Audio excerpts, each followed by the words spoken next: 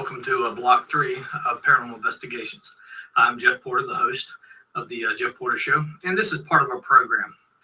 What I'm going to do this evening on Block 3, as opposed to going through blocks 1 and 2 in the intro like I did in the beginning, this one I'm going to refer to a radio show that I did a year or so ago, where I actually talk a little bit about each component. Additionally, I'm going to have added in the beginning of the video 1 or 2 minutes each of a couple different steps of equipment. So this overall training video or live stream was going to probably be a little over an hour. It's going to be a little lengthy, but it's very informational. And this is really some meat to investigations and getting out there and doing some things, some mock things that we did in the field, some real things we did in the field. Some of it's old, some of it's newer information. So just bear that in mind. And equipment changes annually, sometimes even monthly. A lot of people believe in equipment. There's some paranormal folks that don't believe in equipment at all. I was one of the ones who, I'm not a big proponent of K2s and all these other things. However, we use them because I can see some applications for them. I don't use them as much as other teams do to say, hey, this is, something's here, a REM pod, things like that being examples, additional examples. But one, I think it's just a huge cost for teams that are out doing this for a hobby, for self growth, to help others. It's a large expense. And that equipment outdates and things like that. And in reality, the people that are contacting you for help have none of this equipment, and they're able to document things happening in the home. And really, that's what you're there for. You're there to look at what they're saying is occurring, and one, see if there's a natural way that it's happening and that they're mistaking it for paranormal or supernatural activity, or to verify the supernatural paranormal activity.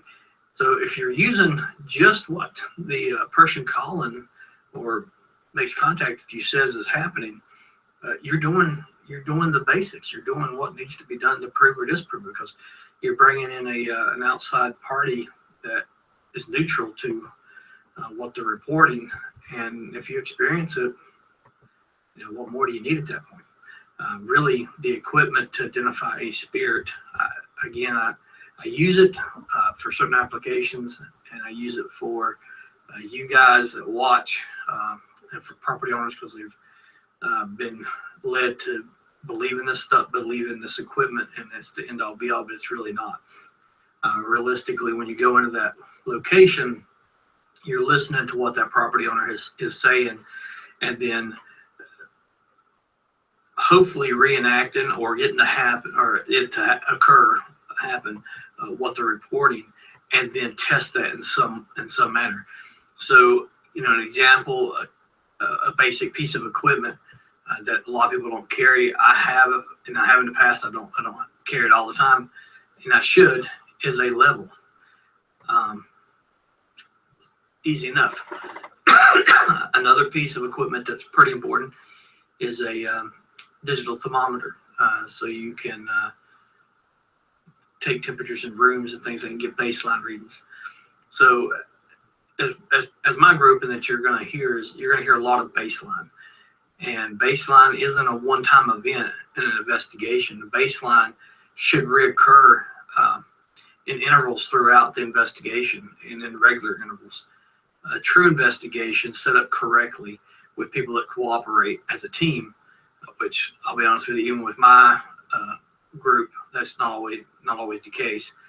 It's better today than it has been in the past, but you've got to be willing to start with the basics and use your theatrics when warranted, I guess, or when you feel like you maybe need to have a theatrical moment. But the reality is that most of what we do is boring. I mean, it can be boring if it's not what you're into. I enjoy it. I enjoy the data collective part of it, where I can say 100% this data is accurate, and this data didn't change. This occurred, so it wasn't the space that caused it. If you're not using that, yeah, you're missing you're missing everything, and your findings are pretty worthless for the most part. So I want to go back to the who, what, when, where, why, and how block two and things like that. But you definitely want to be in the position with this equipment where you're having an understanding of it, but you're understanding that the most sensitive piece of equipment you have is you and that property owner. So without getting into a whole lot more here, I'm going to go ahead and start this, get this blog going. Like I said, there's going to be several informational videos in the beginning, and then at the end will be a radio show we did live and went through equipment. And again, it was videoed as well as being on Blog Talk, our old radio station. And you'll be able to hopefully gain some insight from that information. Tomorrow I'll start round 6 of chemo, or 16 of chemo. So feel free to email me or send me requests. I will try to answer when I can, but I will be out of pocket for at least 3 days there. And if you have an opportunity this Halloween season, visit us starting this Friday at Lake Hickory Haunts. When they're open, we'll be there. There may be a night or two that we're not. We'll try to make everybody aware that if that happens, we're going to try to have 1 or 2 people there every night that they're open to listen to your stories. I got people send me some stuff now, and just to interact. So I appreciate you guys tuning in. I hope this is informational for you, and I will see you next Tuesday. Thank you.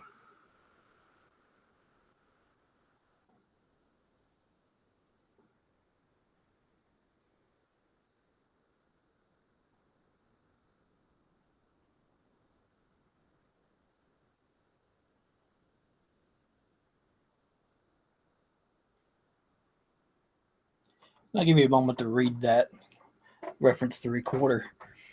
Digital recorders and the recorders you use is really up to the individual.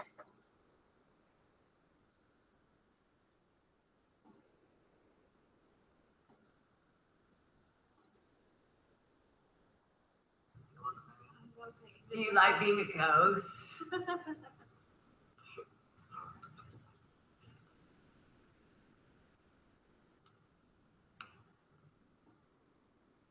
That was actually Claire's question. Go ahead.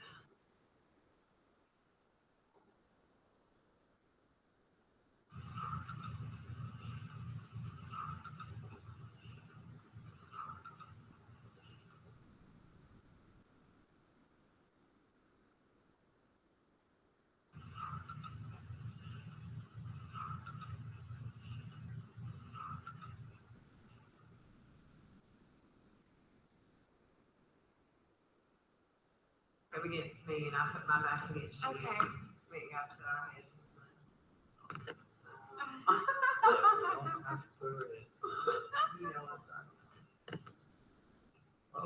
I'm really expecting for something to come up in the box.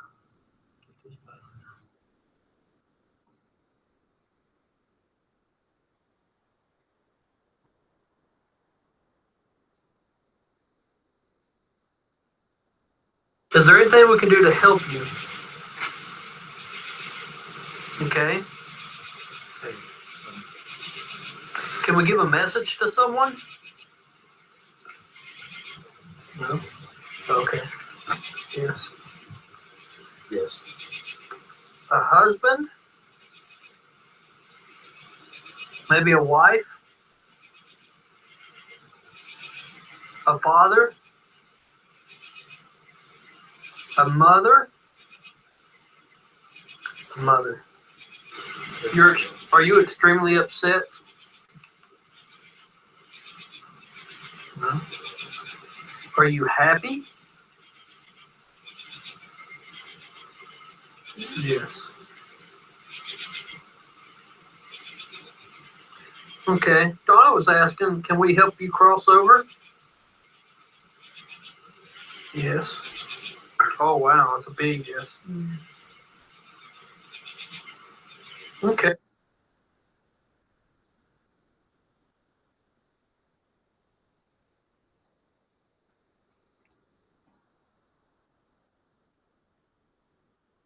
Spirit box aren't used as often as they used to be. It was originally the Frank's box. The downside of these using the spirit or using spirit box white noise is the constant static. And here's an example of that.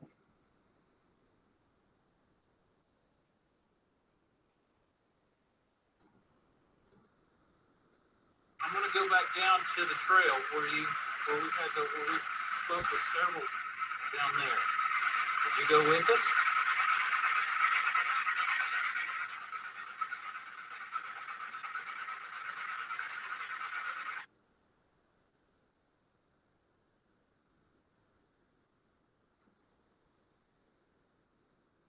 The infrared thermometer I consider probably one of the most important tools. And you got to start with the baseline. We use not only the thermometer in every investigation, we also use a weather station. We are in the process of getting a more enhanced station, but the weather station gives us a continuous update on all environmental changes. The handheld gives us the ability to measure temperature changes around individuals or in a room where it may be just a sudden shock.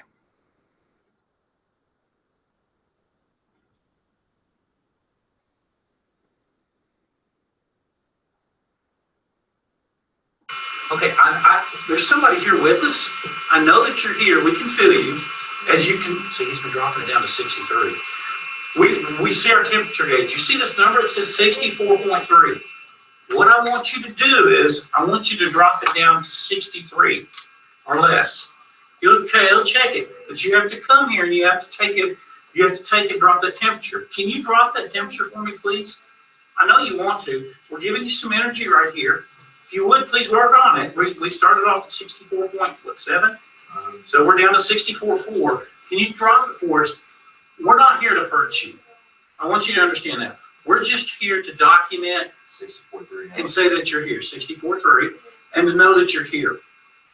Yep, and you dropped it down to 64.2. I thank you for doing that. Could you please drop it down to below 63? Okay, that's awesome. You know what would be great is Jeff Porter, if we could get my camcorder going, we could document it. We're at 64. We started off at 64.7, and the temperature's still dropping on us. Oh yeah, you're doing really good. Can you continue on? I'm going to go over here. I'm going to get this other device that records 63.9. See, that records the temperature of what's going on. Okay, and so what I'd like to do is 63.8. and 63.8. You're continuing to drop it. That's awesome. You're awesome. And kind of just really want to start the night off with reminding everyone that on the 23rd we will be having the Reverend Robin Maria back on the show. Always a fantastic opportunity with her and her insight, doing the photo scrying and things like that. So if you're available on the 23rd of June, definitely want to tune into that show. And if you're available to call in or join the chat room, you maybe have the opportunity to get some particular questions answered by work with this medium. And should you not be able to get through that on the 23rd, I do suggest that you go to her webpage, check out her events and the things that she has going on. And I know she works through Skype quite a bit. So there's an opportunity there as well that you could maybe communicate with her on Skype. And if you have any questions or looking to get some things, guidance moving into the future, maybe that's somebody I'd like to talk to. So kicking off our particular show tonight and what we're looking at is paranormal equipment. And one of the things I like to point out anytime we talk about equipment is none of the equipment out there, except for some of the more specialized stuff that's more recently came out, is really designed for paranormal activity or identifying anything paranormal. And even the stuff that's out there is things that were used for something else and has been converted for the use of paranormal research and things like that. So, thinking that you're going to have a device or come about a device that's going to detect a ghost immediately and tell you if a place is haunted or not, And that's probably, well, there's no problem. It is completely unrealistic. However, it can be exciting. You can discover things that you wouldn't have heard with your ears or you wouldn't have seen with your eyes, things that are unexplainable. But you again will find a lot of things out there that are explainable. So if you decide to get into the paranormal investigation side or you begin to dabble in it, don't don't waste your time and go or money and go buy a ton of equipment. Kind of walk, kind of tiptoe into it, wade in, see, kind of feel where you want to be in the perspective of the paranormal world, what your belief system is. For an example, if you don't believe in orbs, having flash photography is probably not a priority. If you don't believe in EVPs, having an audio recorder is probably not something you need to do. If you don't believe that entities can change temperature or temperature has anything to do with the entity, then that's another piece that you probably wouldn't want to incorporate into your equipment. So, kind of look at it and go from a cost perspective, understanding that you could go in as cheap as a few dollars or go in as expensive as, several $1,000s. From experience, I'll just, put it out there. I have, for years, owned equipment, updated it, added stuff I normally wouldn't have added, and it's often to a cost. I guess a pretty high cost. I'm trying to think of a nice way to put it, but you have folks out there who don't take care of their own stuff, much less yours. In the last 4 years, I've went through several $100s worth of equipment. Most recently, a $90 recorder. What happened to it? I couldn't tell you. Did we, I try to be as accountable as possible with equipment as we're doing investigations, but sometimes it's difficult to do. And so this recorder has been left behind somewhere. Really don't know where it's at, or it got dropped at some point and never made it back to the equipment box. So those things happen. So, bear in mind that, if you got equipment, you're doing it as a team or as a couple friends or a couple family members together, that it's real easy for even the expensive pieces to come missing, because none of it's really cheap. Used to the K2 meters. For those of you with us on YouTube, K2 meters, this device here, used to be relatively cheap. Used to be an easy product to come about. With the popularity of the TV shows and everybody thinking if I get a K2, I can identify a spirit in my house. The cost of these have skyrocketed. So now you're paying upwards of $60 for a newer one. Same way with the temperature gun. Popularity of these went up originally. It really was folks using these in the heat and air industry and things like that. Maybe fire departments to a degree. These things have skyrocketed as well. And it depends on the make, manufacturer of it, and how popular it is. What brand was seen on TV depends on the cost. Another one, really the price hasn't really changed with the digital audio recorders. They've always been, the compact ones have always been kind of expensive. And with the latest and greatest things they have with them, obviously the cost is increasing. But again, not a cheap investment.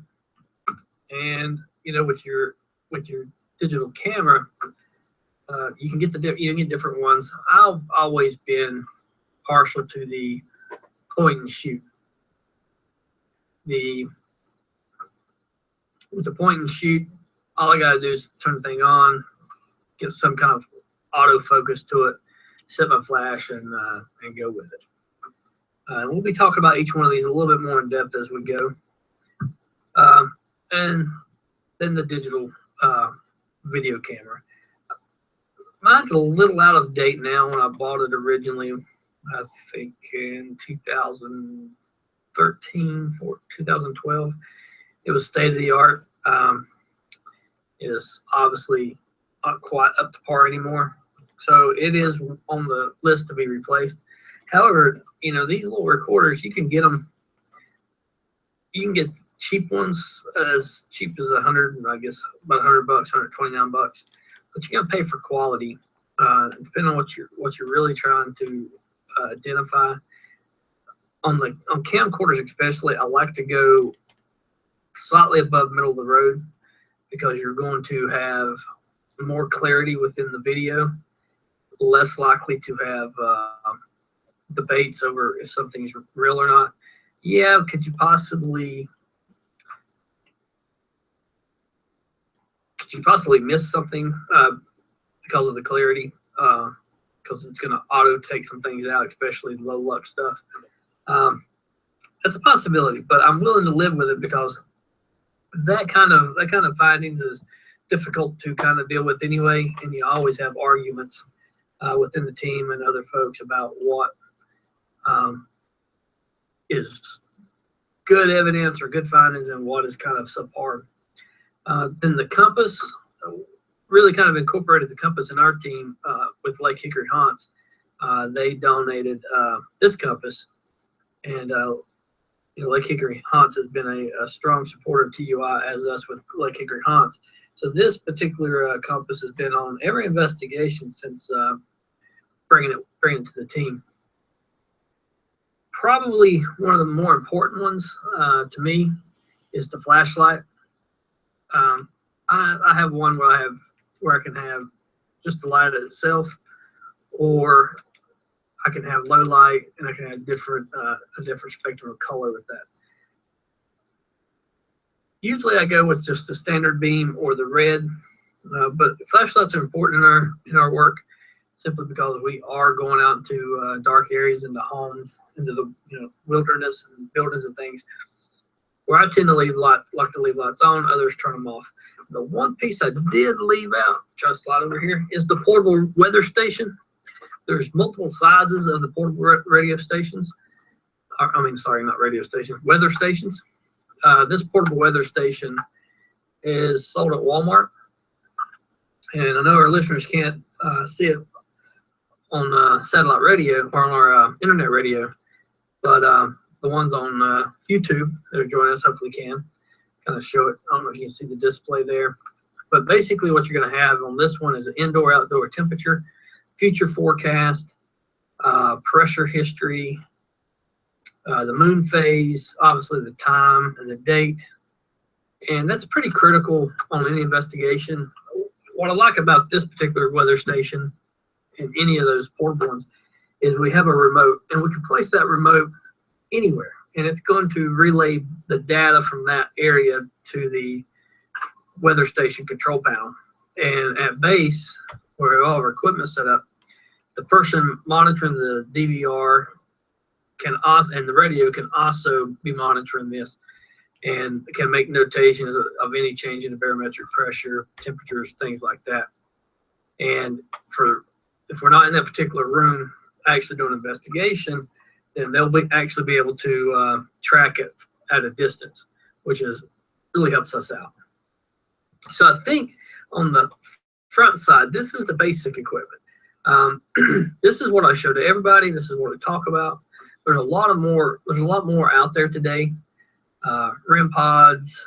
I didn't talk about Spirit Box. Spirit Box kind of are changing right now. As you have seen with us, we use the Echo Box. We also use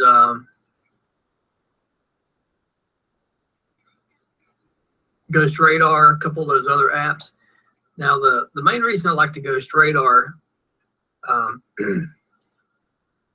we don't get a whole lot of jumbled words out there.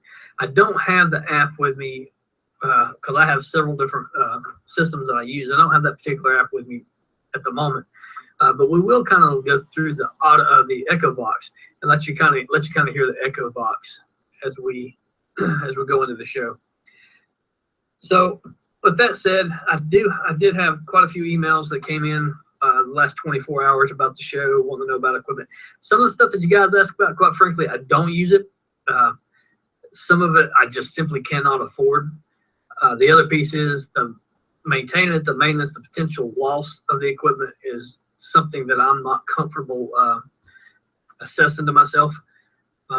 So I do allow my particular team members, if they have a device that they are enthused about, they think that will bring additional whatever to the team, I do allow them to make that purchase, but that's something that they're going to track and keep themselves. I may not have it on every investigation simply because it's not my equipment, and I'm not going to just borrow it all the time. I don't want to be responsible for it because, again, this is stuff that tends to be a little pricey. I'm going to go with the standard, and I'll stick with that price range because I can multi-use it. I can use it in my personal life.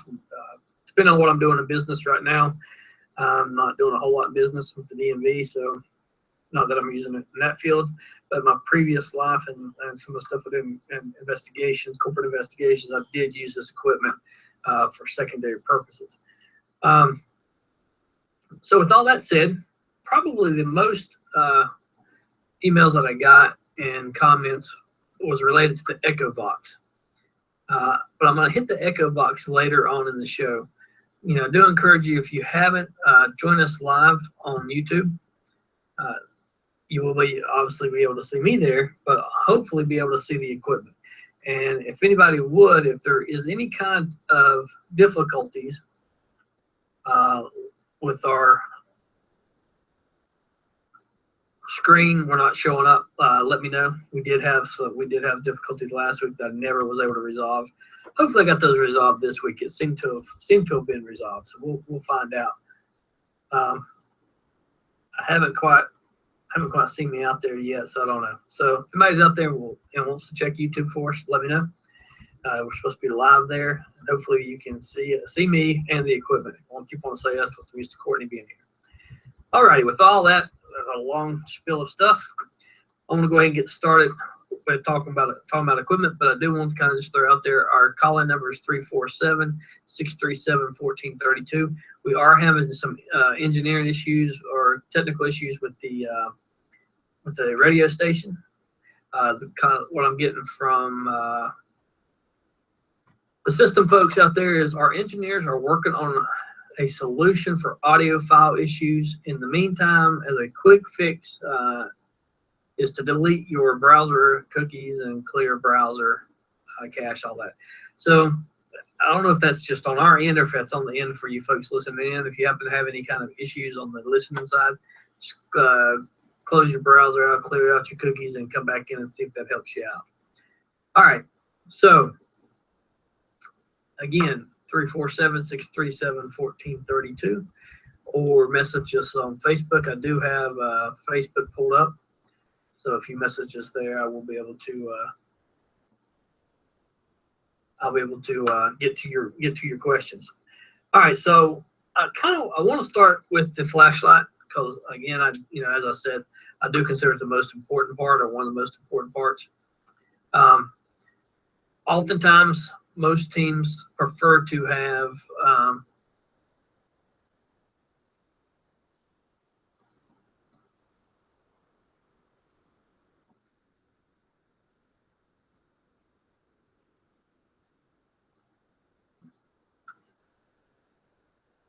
some teams will cut the lights, turn the lights off, and then they'll come back in and use flashlights. Myself, I prefer to leave the lights on in investigations. I don't necessarily believe in turning them off. But at any rate, that's flashlights are important, and however you use them is up to you. Some of the teams will, like this one here, unscrew the backside, turn the flashlight on, and get it to where just a little bit of pushing or tampering would cause the light to come on or off. And let me see, I gotta get to where I happen to have bought a pretty good flashlight, so having that ability to tamper with it is not too good of mine.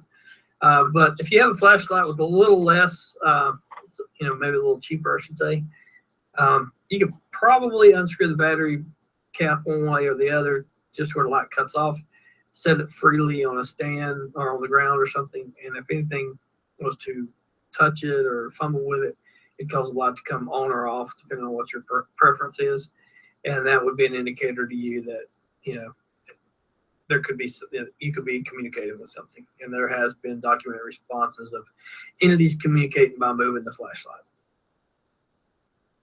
But the primary purpose, again, is to kind of see in the dark.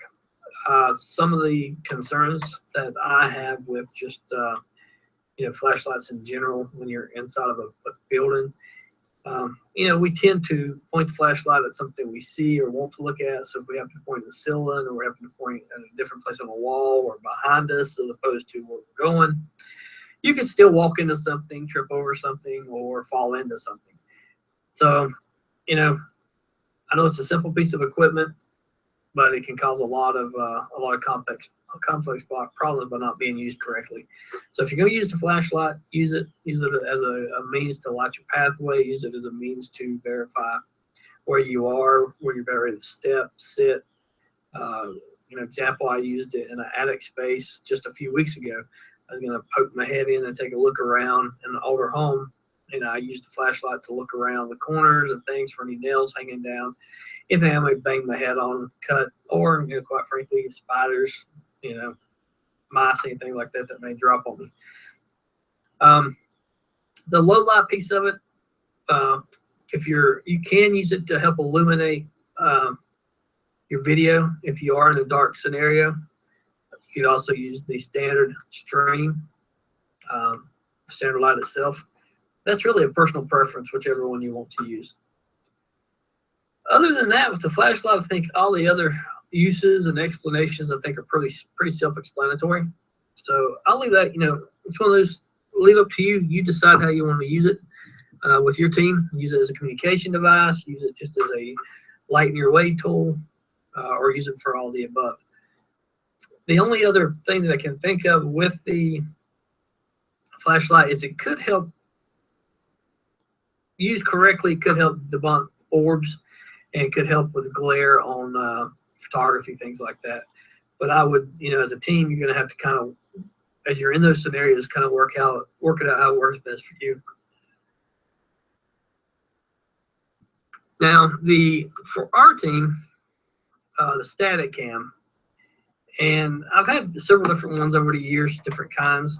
I tend to enjoy the game cams because they are all weather, and I can use rechargeable batteries and things with those.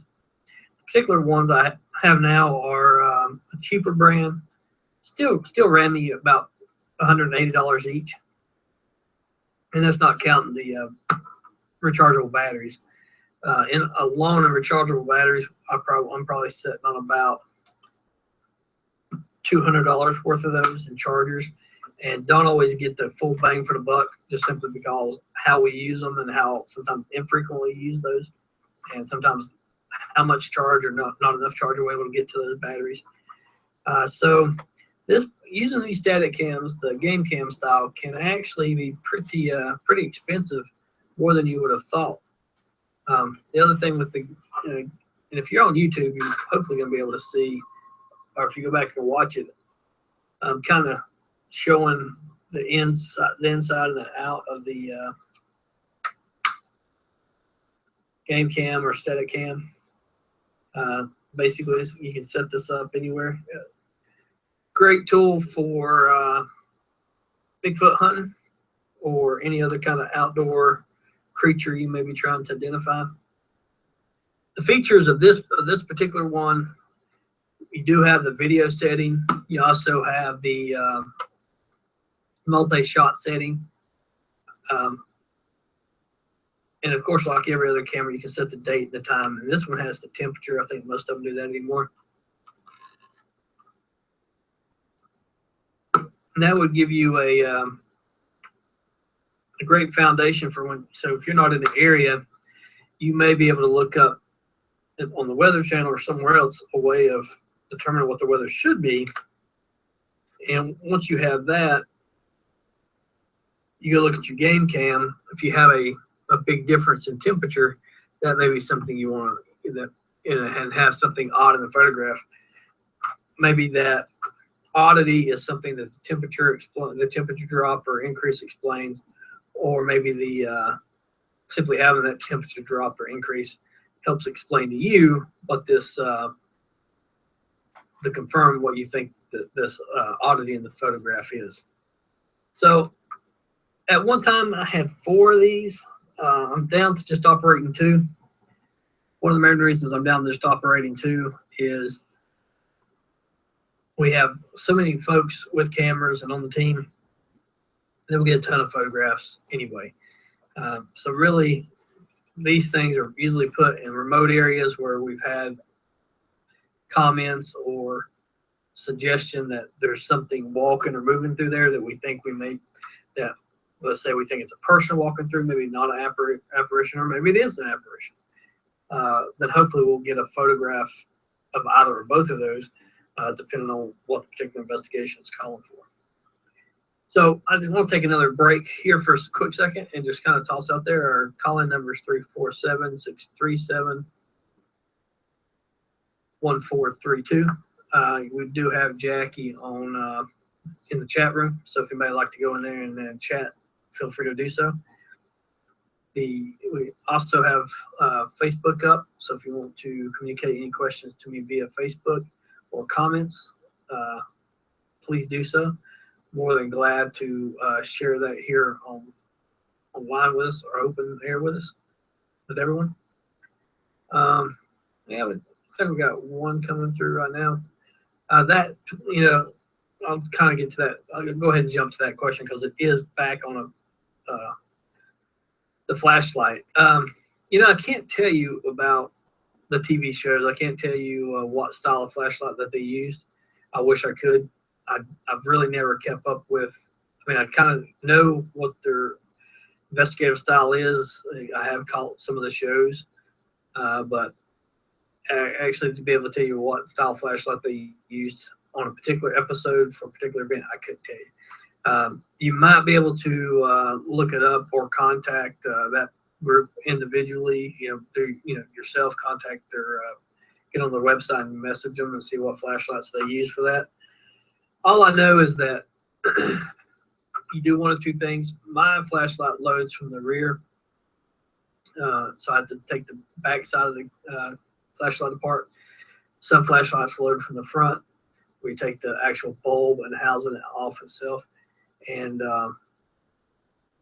depending on which style it is, I want to say the one that loads from the front is probably easier to do that with because you have a little bit more threading opportunity. Mine's less threading opportunity in the back and a heavy spring. So being able to get it to a point where it jars one way or the other is next to impossible. It's either going to pop the end off or we're going to have complete contact.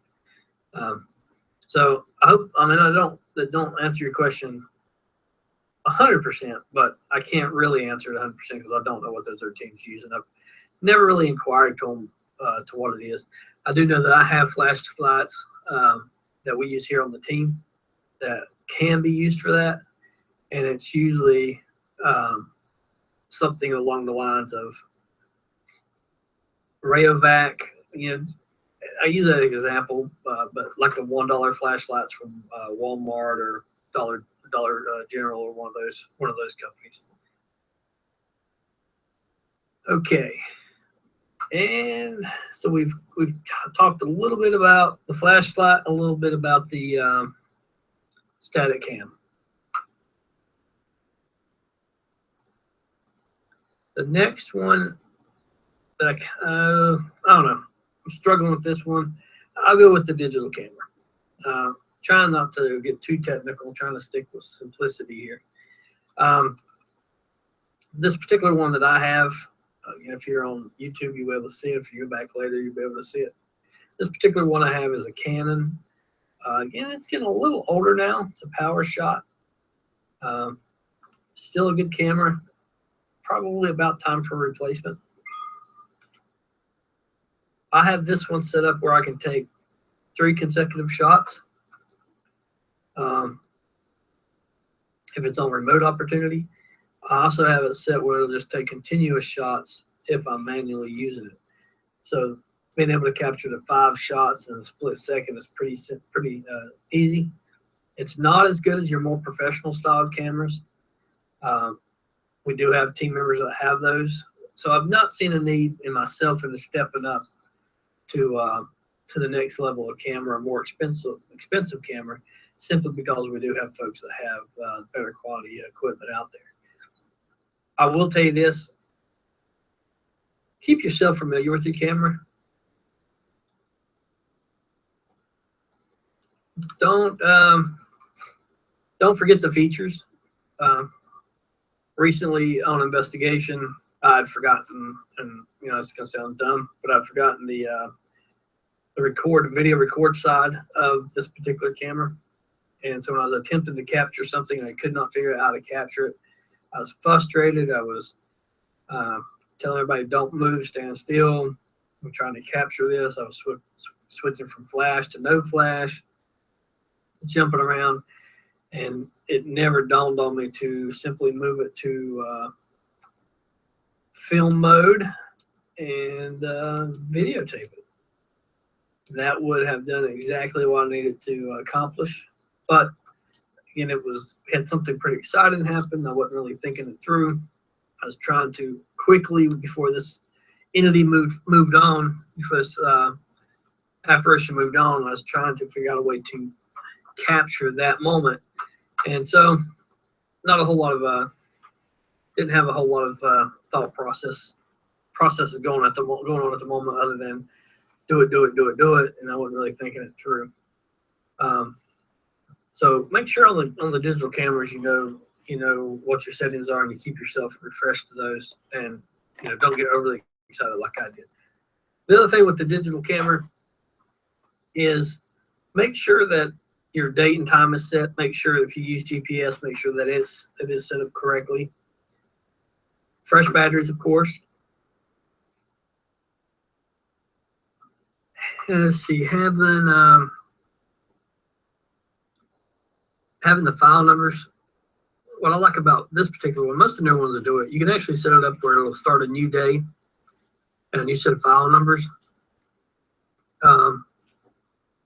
This one has the ability, I haven't used it a lot yet, but this one has the ability where I can actually set it up where every time I turn it on or turn it off, it'll generate a new file. So when I go into an investigation, I can actually turn it on and leave it on throughout a 20-minute segment of investigation, turn it off, and it'll take those files and go ahead and move them into a folder. At the end of the night, on most all investigations, what I like to have is a file for audio, file for video, file for photographs, and then within those files, I have sub files from different investigators. So I have Jeff's equipment, I'll have Mike's photographs, Roger's photographs, Courtney's, so forth and so on. And that allows me to know where all my photographs are, know whose photographs I'm looking at when I go back and look at them. And then the next step to that is I like to have the photographs by investigation. So within a large investigation, we always have mini investigations. So having the ability to take all that equipment or all those photographs, videos, audio, and move them into this folder where I know that group one or team one was in zone 1, team 2 was in zone 6. Then I have for that particular zone, I have all the data, everything we collected in one spot. So then as I'm going through, not only can I see how changes occur throughout the evening, but I'll know that what I have in this little file is everything from that particular. I don't get stuff mixed up, crisscrossed. And that's important. Being able to know when the photograph was taken, who was there, and what part of the investigation it was in. And really, from that perspective, on the digital camera, that's really about all you can add to it. I mean, it's pretty self-explanatory, like most of this is going to be. The biggest thing about having the point and shoot camera is you can use it for multiple things. You can use it for investigations. You can use it for stuff with the family, or if you depend on your business, you might be able to use it at work. So it's an expense. You know, that particular camera at the time that I purchased it ran about $600.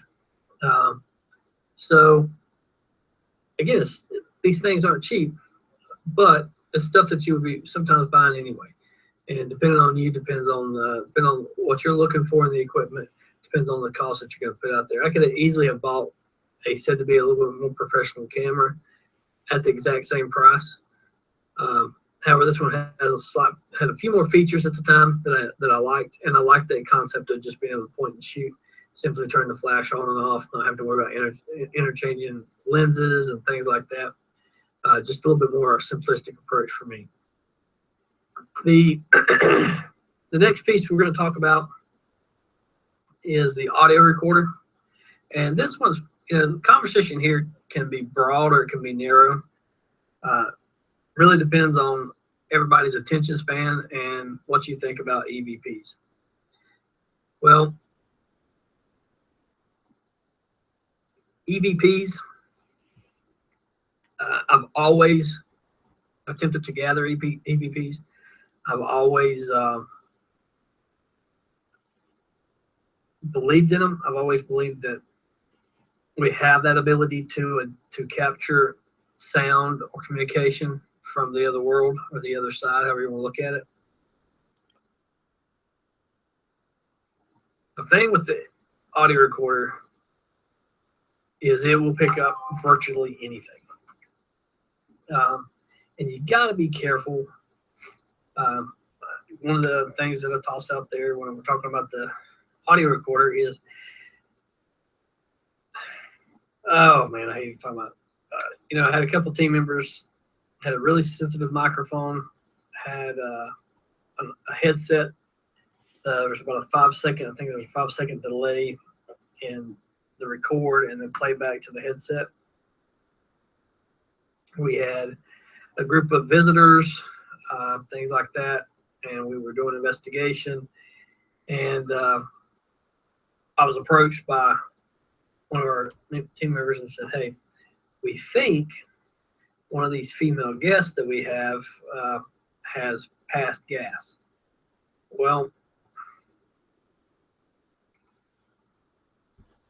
you know what do you do with that? So he wants to ask him about it. I'm like, no. I mean, if that's what it sounds like, it probably is.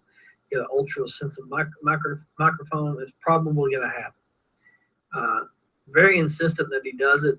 And, you know, it's like, no, not a good idea, no, not a good idea. And so in front of everybody, you know, this guy walks up and says, "Hey, you know, just so you know, we have a really sensitive microphone, and we picked up somebody passing gas. We just want to know if it's one of you guys." You know, one, I really don't understand why we need to know. We knew what it was, confirmed what it was. 4 of us heard it. We all agreed that's what it was. Why we needed to know who the culprit was, I'll have no idea. And chances are, knowing those two, it was one of them.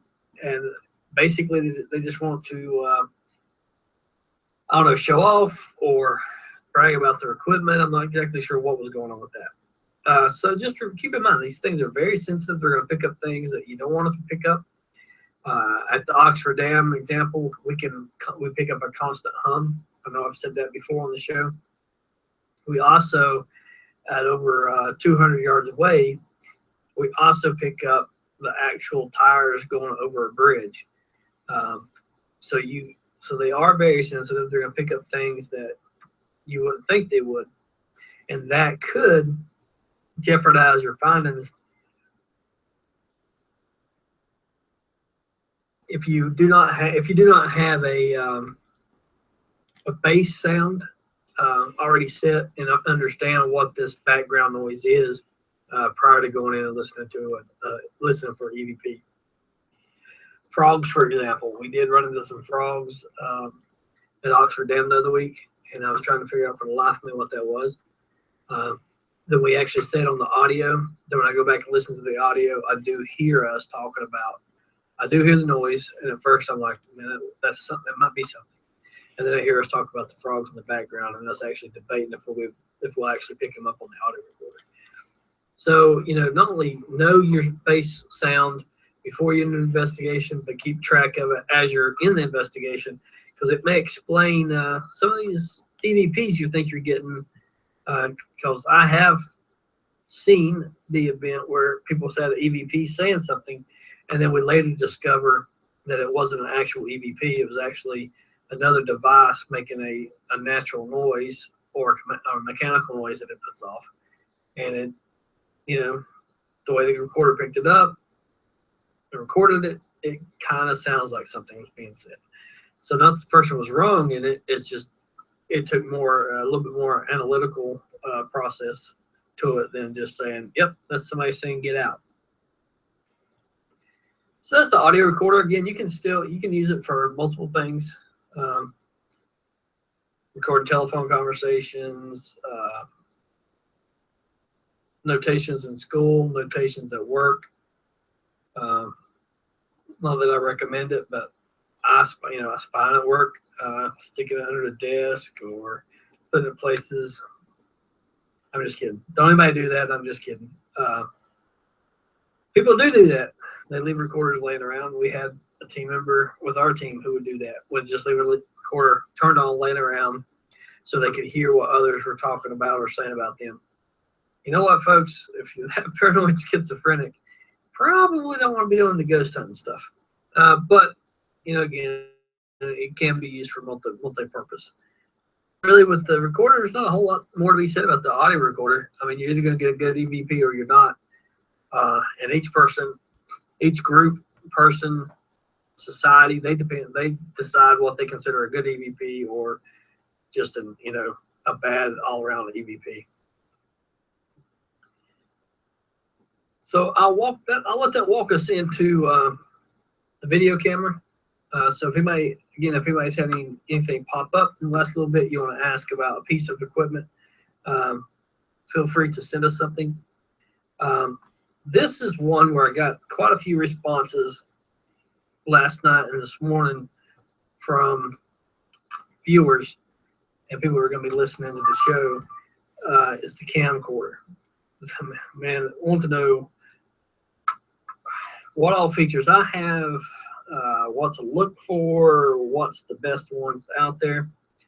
A lot of full spectrum questions and a lot of concerns about not having a high quality, high resolution full spectrum camera available on the market. They're out there. They really are. You've just got to dig and look for them. They are very expensive. This camera now is several years old, but this camera at the time that it was purchased was about $800. They're still in that price range. I mean, they're still pretty pricey. The cheaper ones that you're going to see on the market aren't as, you don't have the low lux, you don't have the HD quality. There's a lot more quality you have in these camcorders than you do some that's out on the market right now. When you're looking at the camcorder, I would suggest looking for low lux. I would suggest looking for something with audio capabilities where you can add a mic or even change out the zoom lens capability. Not all of them have that, but some do. Usually it's just for about another $200 or $300. So on the camcorders, if you're looking for full spectrum, you're going to get less quality, a little cheaper, but less quality. The other part of full spectrum is you can buy external lights now that give you the same capability, but using the external lighting. So I would suggest going that way because you're looking at maybe somewhere between $50 to $100 with the bracket and the actual lights itself. Still cheaper than still cheaper than spending a whole lot on or a lot less on a full spectrum camera with less quality. And so you get more bang for your buck. Get yourself a better camera. It's gonna document things better, have better clarity, gives you better playback, gives you better video quality when you burn to DVD, things like that. That's one of the places that I would not skimp on the money is actually on the camcorder. Some of this other stuff you can easily go the cheap road, and it's not going to affect your investigation much at all. Okay, with that said, I'm going to take a quick break here to just remind everybody we are coming into the Halloween season. So Lake Hickory Haunts is going to be up and running again this year. So anybody interested in haunted trail or going and hanging out with TUI, we are there most of the season through their to the time that they open to the time that they close. So feel free to drop by and see us. But more importantly, come by and just enjoy, have fun. It is, I think it was #1 this year. It's top of the list there on haunted trails in North Carolina. Those guys have really put together a true program over there that is fantastic. They've got a great layout. They've got last year they added the boat ride to it. They've got the I guess Monster Parade. I can't remember exactly what they call it. We've got the Parade of Monsters at the beginning of the evening, and then at another point during the evening, and then their characters actually come out and intermingle with the crowd. They even have a couple fight scenes that they do.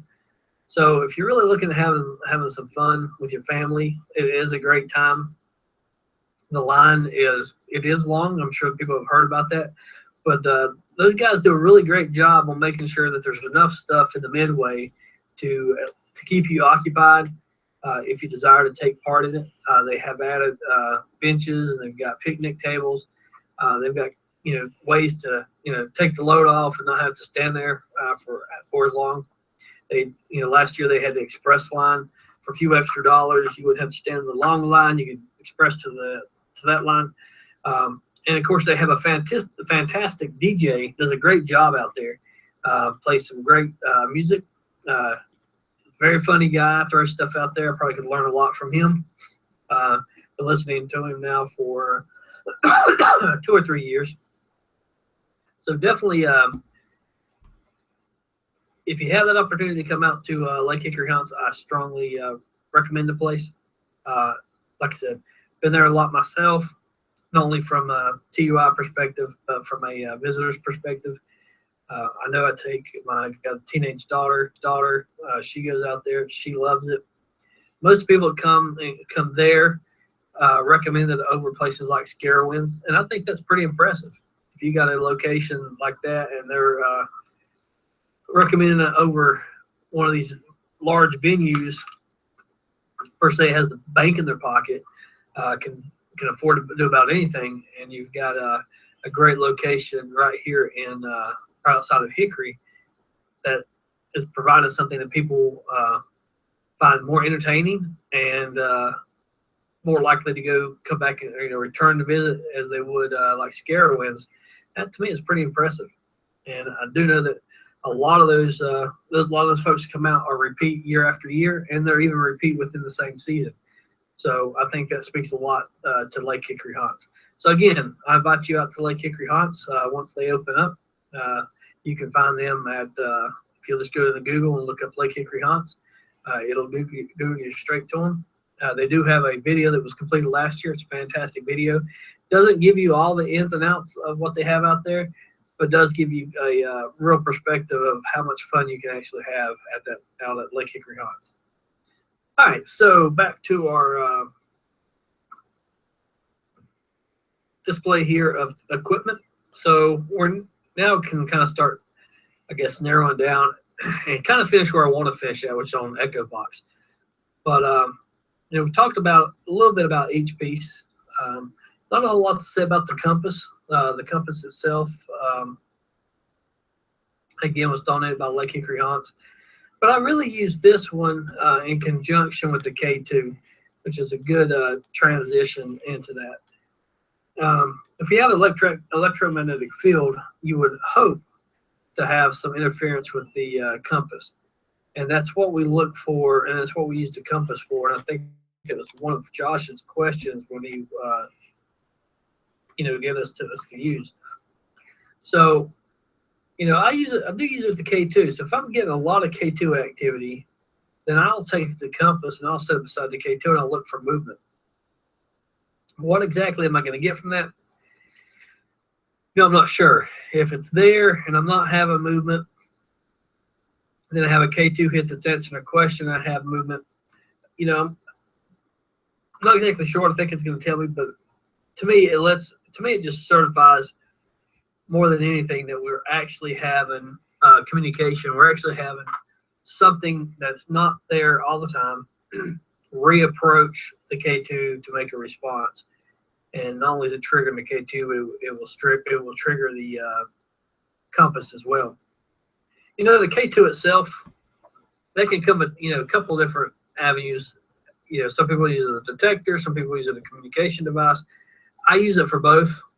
I'll also use it as a debunker in some cases for when we first do a house and we do the baselines, when we check all the light fixtures, check out light switches, the doors, the baseline for K2. So if I go into a house and have a K2 that's steady at 1.5, I'm probably anything at 1.5 or below will probably be discounted because that's the base for the location or base for a particular room or around a particular object. So I have to see something spike higher than that, and would hopefully have a different reading from something else.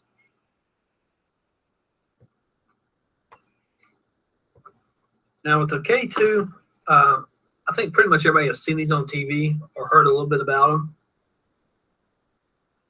But if you haven't, I just want to kind of put it out there, what you're going to see. You've got green to red lights. And I'm going to show that up to the camera on YouTube. And this one, you got in the dark green, the light green spectrum, you got 1.5. In the light green to yellow, you got a 2.5. Orange going into red, you go from a 10 to a 20 plus MG. If you get it that high, you definitely got issues. The house we did this past Friday night, we did have all the way to the red. So there's still appliances out there that do that cause those problems. Just just keep that in mind that you're not appliances can do it, but you're not always going to get a 100% detection with the K2. All right, so how to use the K2? Well, I have a guide that you can get off our website, or you can email me and I'll get it to you. But if you're having like a radio frequency interference, or you're having let's say a Wi-Fi, you can actually use the box. You stand it on its end and see if you get an indication. You lay it flat, see if you get an indication. You stand on its top and see if you get an indication.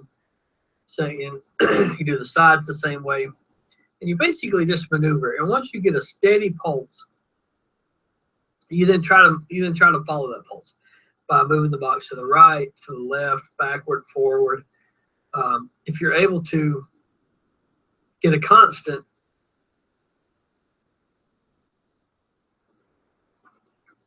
then you can follow that and try to find the source. Example, I've taken it and it's led me to Wi-Fi boxes. It's led me to different radio devices. But normally in the field, when we're actually using to get responses, typically I'm not able to follow the magnetic field in any direction, and I'm not able to reclassify that same reading in the same spot, which then would lead me to believe that I'm working with an entity that's interacting with the box and puts off EMF for that moment that it's interacting, and then the EMF is no longer put off. We did find out at one location that air to ground communication or air to ground airline equipment will set off the K2. So aircraft now have that design. I don't know what that feature is, but it basically pings from the aircraft to the ground. I guess it's kind of like sonar in a way.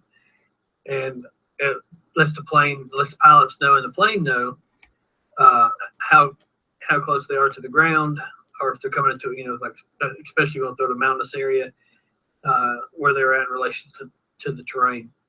So sometimes they have that equipment turned off. I think it's standard in the U.S. that it must be on at all times. And but we did discover that equipment or something on the airplane does set off the K2. So if you start having these unexplained K2 spikes in the wilderness, listen for a jet, look up for a jet, look for a string, I guess, in the back, or if you have binoculars, try to see how, up in the sky as far as you can, so you can see a plane, because that could be setting off your K2 as well. Common K2 mishaps: cell phones, two-way radios, batteries. Pretty broad list. Compressors, light fixtures, lights. This little thing could just about be set off by anything. So understand that, and understand what equipment around your K2 will set it off. Again, I'm not going to go too much further into that one, simply because it is not, as it's thought to be, it is not a ghost detector. I guess it can be kind of classified that way, but it's a tool. It's just another piece to the equipment that we have out there. The thermal gun, pretty simple. I mean, if you take temperature, if you ever had your temperature taken at home for any reason or at the hospital, it's basically the exact same premise, except it uses the ambient air around it, or if you use the laser light, it'll try to use a focused area. Really, I set these up for base, kind of go through and get a base reading of what the temperature is, and then when we're going into investigation, we look to see if there's a temperature change.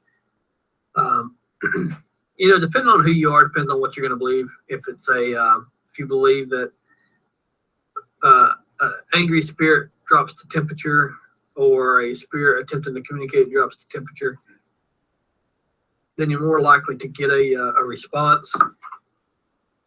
With the use the temperature gauge, you're more likely to identify stuff. I just happen to believe that in general, when an entity's there, that there could be a temperature modification simply by the entity being there and attempting to communicate. So I use it to kind of identify. We have had with extreme success. Mike used it to communicate as far as having the entity to drop the temperature. I haven't seen a lot of people on the team do it. Mike's usually the one that does it the most. But the other night we did see Courtney kind of repeat the steps Mike uses, and did have a temperature drop as well. So it's a good device for letting you know the base, and if you may have something there. I really partner that with the mini weather station. So let's see, I try to see what they're both reporting.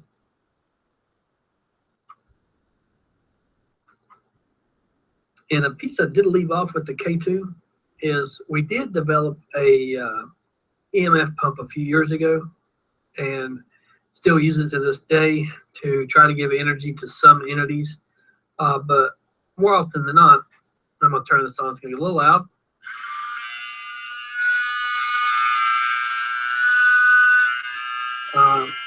That's why I don't use it a whole lot, is the sound it puts off. But it only use it to give energy to spirits, but we will also use it to verify that our K2 is working properly. So it's kind of a check and balance as well. The mini weather station, I kind of went over the highlights of it earlier. It's going to give you the barometric pressure. It's going to give you a future cast, moon phase, time, indoor, outdoor temperature. I really love that one because we can we can definitely get a view of what's going on wherever we put that remote. So, and we may move it throughout the night. So we may start in one location and then move it to another to get readings for a period of time in the next room or next location. And it's the one device that operates exclusively alone. We don't have to do anything with it. Just set it up and then monitor it. And it can give us, one of the examples that I have, we got called, we were doing an investigation a few years ago, and I got a radio call that the barometric pressure was, there was something not right in the office or at the command post. So I go to check on that, and when I get there, it's the barometric pressure is dropping, and they don't understand why. Simultaneously, Mike and the other team, the rest of the team, were working with the digital thermometer, where they ended up having they ended dropped the temperature several degrees. So the portable weather station remote was in that area, so it not only detected it, but it just backed up what was happening with the thermal gun at the time. Thermal imaging, I don't have out here to show. Thermal imaging is another great one out there, but don't be fooled. Be careful with that. I've seen a video out there that a particular group gave a lot of praise to, made several claims. And you got to have a good eye. You got to know what you're looking at. Don't make yourself look stupid. It's going to happen. We're going to put stuff out there that somebody's going to debunk because we just didn't pay enough attention. But don't rely on equipment so much that you just throw reason out the door.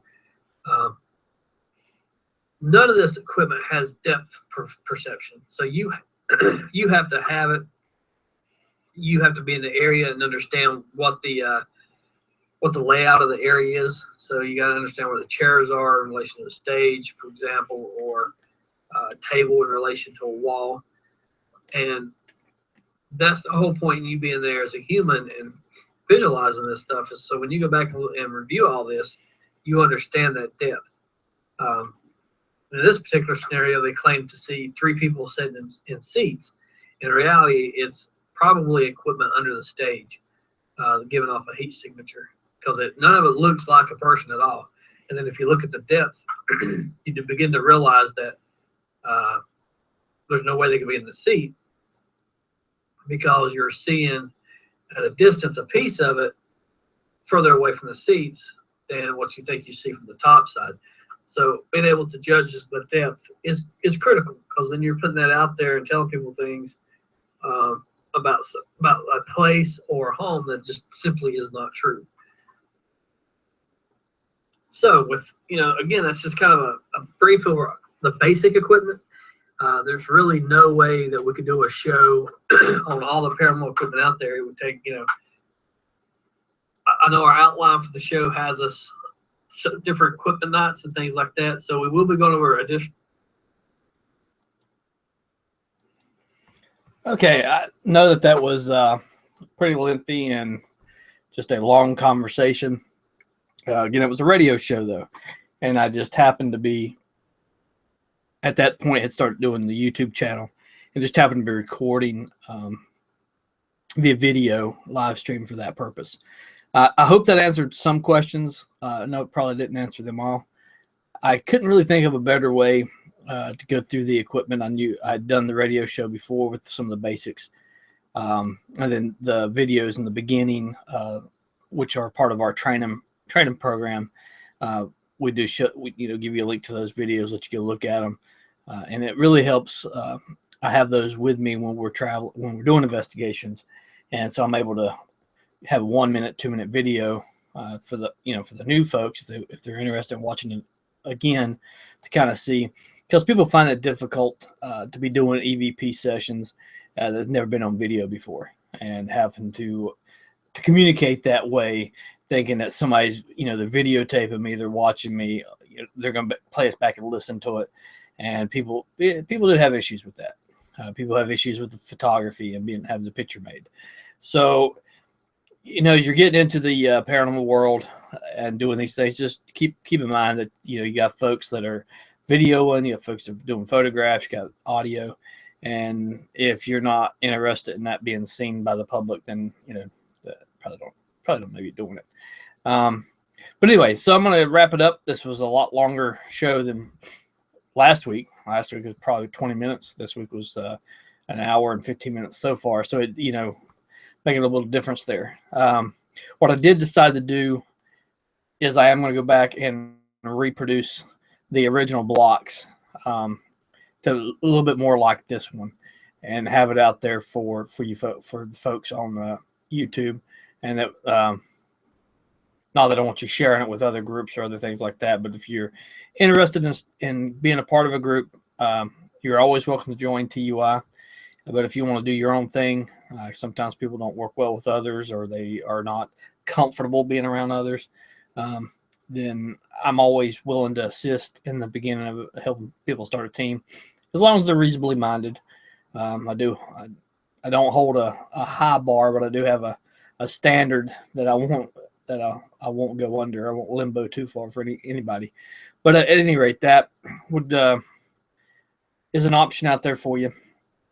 So I look forward to hopefully helping you guys out, and hopefully, like I said, this is informational. And once I have these other videos done, depending on how my chemo goes tomorrow through Friday, depends on how quickly I'll do that. And I'm praying that it all goes a lot better this week. Well, until next Tuesday, I appreciate everybody tuning in. Those that couldn't make it live, I know you're going to go back and watch it, or watch and listen. And I do appreciate that as well. And like I said, if you have any questions, comments, feel free to email me or text me, let me know.